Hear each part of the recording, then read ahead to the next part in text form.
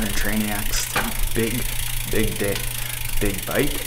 Run immediately off the bike, and then go for a swim. Like, we aren't even coming back.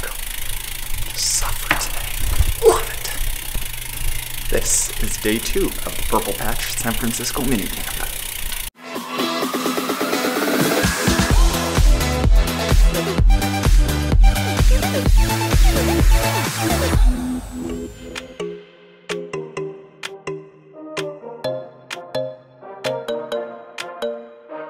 All right, Captain, what are we doing today?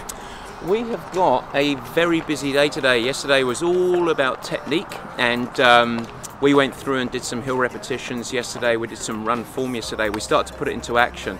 So we have a big ride, and we're going very, very hilly. We're thinking about riding through tools. They have to run off the bike, then we're going to have a big lunch, talk about swimming, and then we're going to go through and do some swimming form. And we're going to focus on 2 things on the swim. The first is some technical features.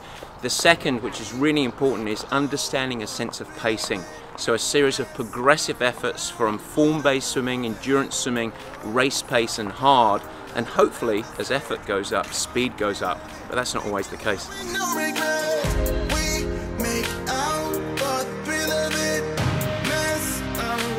We're going to unleash the fury. When you get to the top, it will be obvious. You'll try and sneak past me.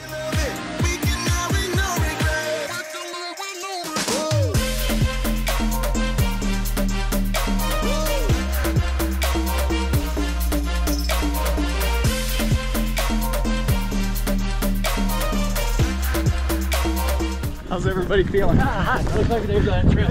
Live life without regrets. Girl, put your faith in me, even though we just met. Let's forget about. I think let's frame the sport to begin.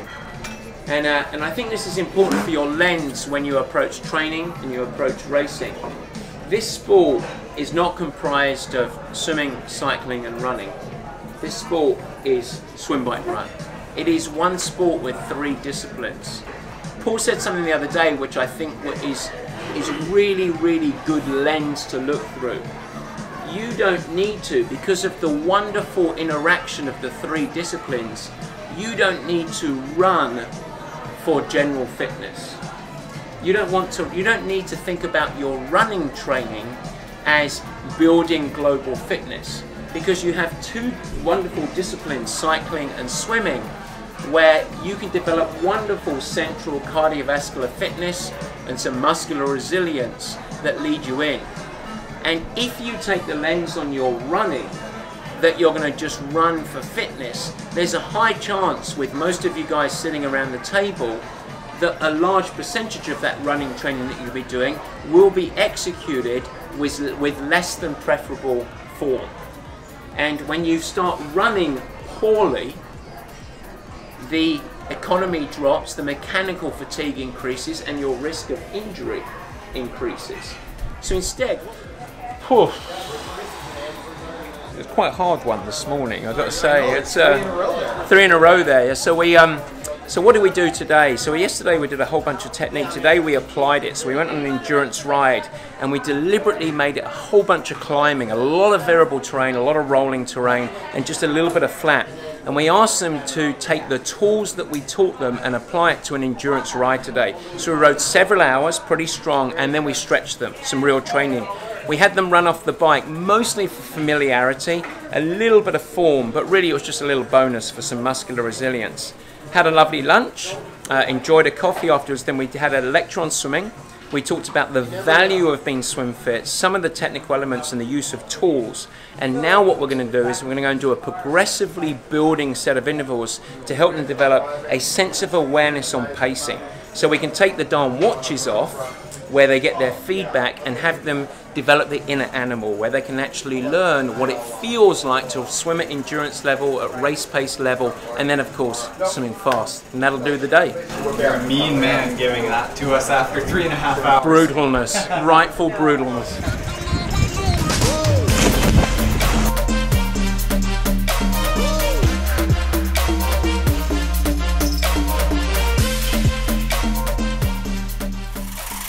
How did that day go? How did that day go? Alright, well, it's a good day. Yeah. Oh yeah, Excellent. just a tidy little 6-hour day. Yeah, like a normal weekend, right?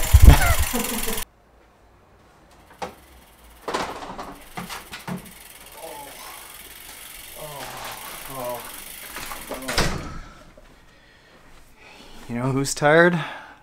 I'm tired. I think that was a 4.5-hour ride with 3 hours 10 minutes of ride time, a 20-minute run immediately off the bike, lunch, and then a 1 hour 24-minute 2,600-yard swim with a fair bit of max effort.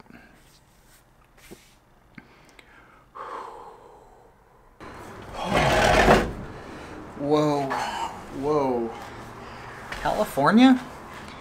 You guys got hills. Whoa, that was something. Hey boy, not the fastest on the hills, but like 2, 3.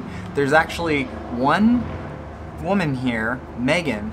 She was a steeplechase runner at Cal Berkeley. Just started riding about 3 weeks ago, like a ring-tailed lemur up the hill. She's so light but so strong. Holy turd. Run, same sort of thing. Not the fastest. Well, you get a steeplechase racer out there. Yeah, she'd be good. And swim. Is that the fastest? I really don't know.